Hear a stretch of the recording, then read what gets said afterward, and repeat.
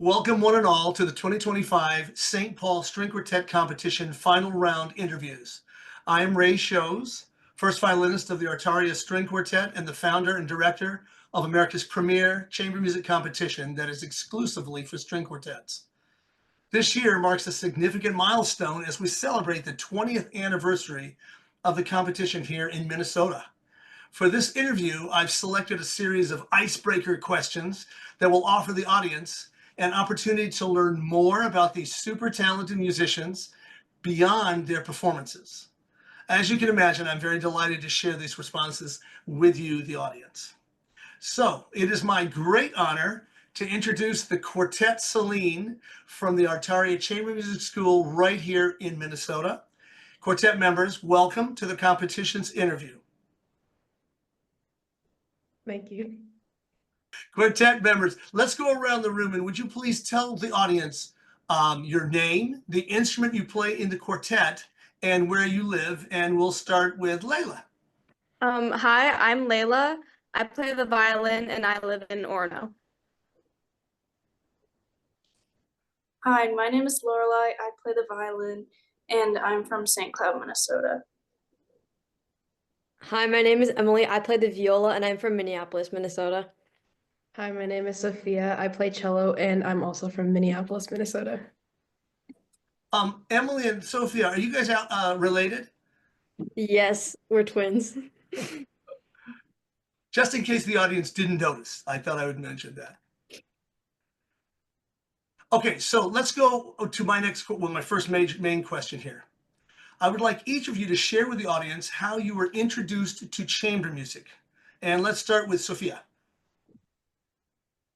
So one of the first chamber music experiences I had was through the Artaria Chamber Music School because when COVID happened, youth orchestra was kind of like not an option anymore. So we thought maybe we try out like doing quartet stuff since that was like kind of new. Yeah, and then we had heard that Artaria Chamber Music School is like probably a good option. And then we tried that. And then Emily and I were in a string quintet in 7th grade together. And yeah, I guess that's really where we started playing chamber music together. Layla, what is your story? So I first started with chamber music at school. I was placed in a group in 4th grade, I think. And then since then, I continued doing chamber music just through like summer camps and then through Artaria. Lorelai, your story. Tom Rosenberg from the St. Paul Chamber Music Institute reached out to me and recommended I apply for the summer St. Paul Chamber Music Institute. So then I applied and I was accepted. And then I was in a great group of other musicians. And Emily, let's round it out with your story. So also when I was in elementary school, I did a lot of chamber music through our school. So in 4th grade, actually, Layla, Sophia, and I were in a violin trio together. And then I started really getting into chamber music during COVID, like when Sophia said, because I was in a cello quintet with her. And then from there, I just like really grew to love it. I didn't realize you also played violin early on. The audiences might be interested in knowing, Emily, that viola is not your first and main instrument. Maybe you could tell them a little bit about that. Oh, so I also played cello, and I played cello since I was like 4. And then I played violin for a little bit, and then started viola in 5th grade. And viola was kind of a side thing until a couple of summers ago so all of us were in a quintet together, but we had another cellist already, so I decided I was going to play viola. So then that's when I started really getting into viola, and then I joined viola for this quartet. Thank you. That's great. So that answered my next question, actually, which was when did the 4 of you coalesce into a string quartet? How many years ago was that, Sophia? Was it about 2? Yeah, the summer of 2023 was the first time we like officially did chamber music together when we're part of a quintet at Stringwood together. Okay. Yeah, and we met each other through Gitsy's And then I think since we became really good friends through that, that's when we decided we wanted to go to a summer festival together. Lorelai, could you explain what Gitsy's is to the audience? Gitsy's is the Greater Twin Cities Youth Orchestra, which is one of the main youth orchestras in Minnesota.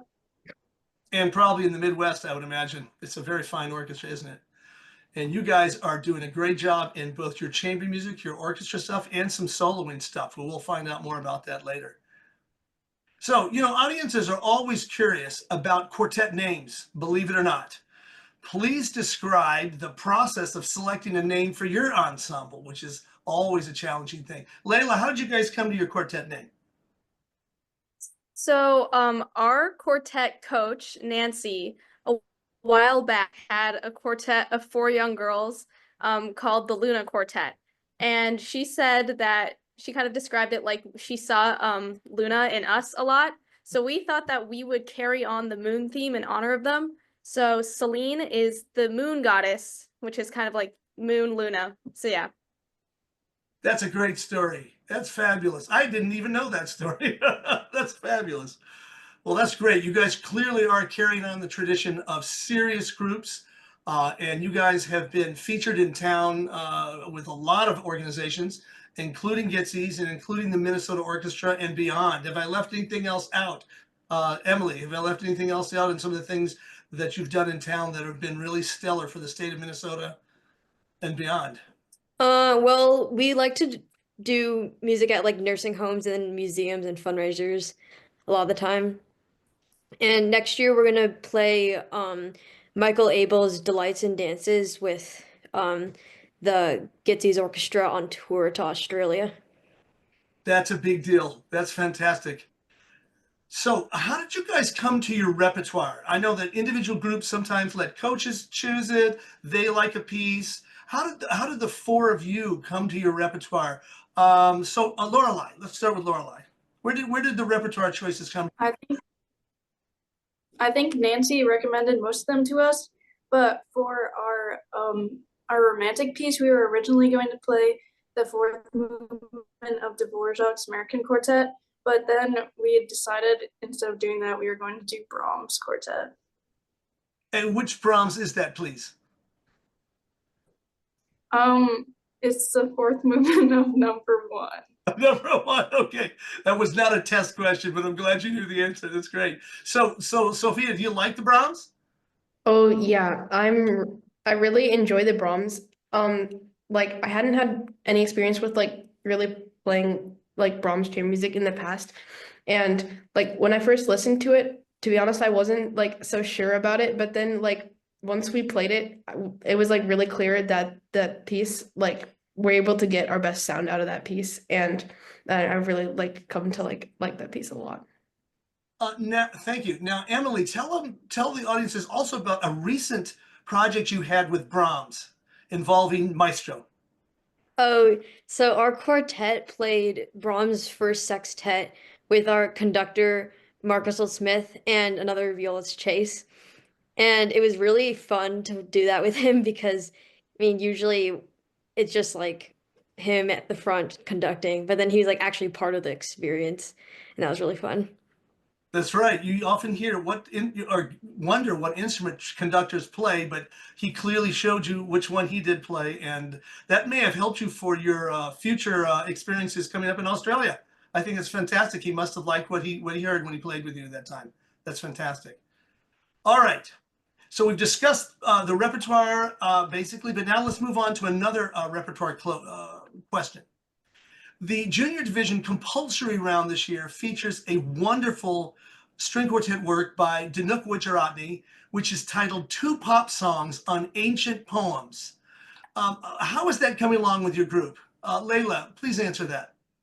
I think it's coming along really well. It's personally my favorite piece that we're playing for this competition. I think it's especially special for us because last year we played Schubert's Death and the Maiden, which is quoted throughout the Wijaratne. And I think it's been a really fun experience. And I think our quartets worked really hard and had a really nice experience playing it. And that transition or connection with the Schubert Death and the Maiden is really cool. That's a great connect from having studied the piece and then moved right direct to it. So I'm glad it's happening for you. Let's see. This is one of the fun questions that I put for quartets. Let's see. Who would like to answer this? Let's put Emily on the spot. Okay. Emily, could you please, in no uncertain terms, describe your quartet's rehearsal style? Um, well, to be honest, we haven't done that many rehearsals recently that it's just the four of us because for the past like while Nancy's kind of coached us for the entire time. But actually yesterday we had a rehearsal that was just the four of us. And I mean, it went pretty well. It was just like we we worked on putting the piece together. Well, let me interrupt here. Lorelai, what goes on in the rehearsals when Nancy's not in the room? Come on. We decide which piece we think needs the most work, and then we run through it, and then we kind of discuss what we think went well and what went bad, and then we try to work on what went bad. Sophia, does that kind of cover it, or is there more to the story that audiences should know about? I feel like maybe when we are just working as the four of us, like we can get more critical of our playing sometimes, and like in a different way than you would get like when we're working with a coach.